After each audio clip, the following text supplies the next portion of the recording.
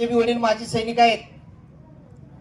जर सैनिक नसले तर आपण बोलू शकणार नाही, जेवण जेवू शकणार नाही, सुरक्षित राहू शकणार नाही. म्हणून सैनिकांना सन्मान दिला पाहिजे. त्यांच्या डोक्यामध्ये राजकारण हा विषय नसतो. अंबादास पाटील साहेबांच्या बद्दल जर तुम्ही बघितलं ते थांबले तर अनेक गोष्टी बोलतात, परंतु मला ते मुद्दा म्हटले माझंच गाव आहे, मी जास्त बोलणार नाही. भरपूर त्यांच्याकडे मटेरियल आहे, परंतु आपल्याच गावात जास्त सांगणं बरं नाही आहे. दुसरी गोष्ट, त्यांनी राजकीय एकही स्टेटमेंट केलं नाही. राजेश पाटील साहेबांना फार मतं कमी दिली आणि त्याच गावामध्ये साहेबांनी विचारलं की या गावचा प्रश्न काय प्रलंबित आहे का म्हणून. ते गाव कोळिंद्रे.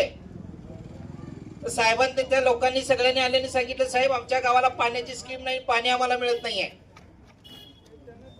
राजेश पाटील साहेबांनी जवळजवळ 5 कोटी रुपयाची स्कीम दिली मंजूर करून. भगिनींना विनंती आहे, आपल्या राज्याचे प्रमुख आदरणीय उपमुख्यमंत्री साहेब अजितदादा पवार यांचा आकस्मिक जे निधन झालेलं आहे अपघाती, त्यांना खऱ्या अर्थानं जर श्रद्धांजली द्यायची असेल, आज आपल्या घरातला भाऊ गेला, ज्येष्ठ गेला, तर आपल्याला एवढं वाईट वाटतंय. परंतु महाराष्ट्राचा भाऊ गेलेला आहे, लक्षात घ्या. या महाराष्ट्राचा आधार गेलेला आहे.